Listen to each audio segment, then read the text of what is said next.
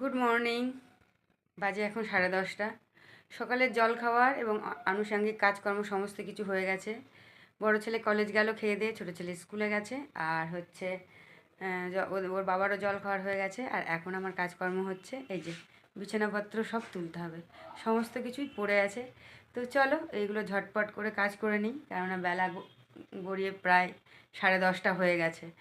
তো যদিও দিন একটু বড় হয়েছে, অনেকটাই দিন বড় হয়েছে।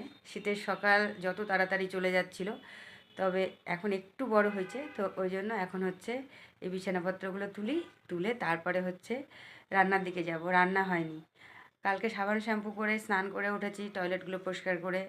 আজকে হচ্ছে পুজোর দিকটা যেতে হবে, তো অনেক কাজকর্ম আছে। তার মধ্যে তো আমাকে যে হেল্প করে সে আসছে না, কিছুদিন ধরে বন্ধ।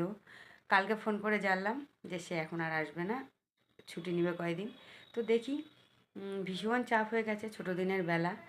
তো এখন দেখা যাক, দেখি অন্য কাউকে খুঁজতে হবে, না হলে আর পেরে উঠছি না। খুব মানে আমার টানাপোড়েন হয়ে যাচ্ছে, আমার হয়ে যাচ্ছে চাপ।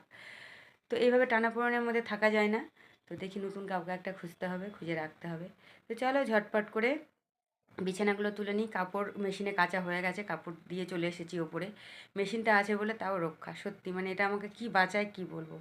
আর প্রতিদিনের কাপড় চোপড় হয়ই, তাই না? শীতকাল একটু লেপের কভার টভারগুলো আজকে কেচেছি, নোংরা হয়ে গেছিলো। তো চলো সকালে বিছানাপত্র তুলি আর রান্নার দিকে যাই। আজকে নিরামিষই করবো, আজকে মাছ টাছ কিছু করবো না। মাছ টাছের দিকে আর যাবো না, কেননা মাছের দিকে গেলে দেরি হবে। আর দেখি, চলো ঝটপট করে। তারপর তো আবার পরশুদিন সরস্বতী পূজা, অনেক কাজ আছে।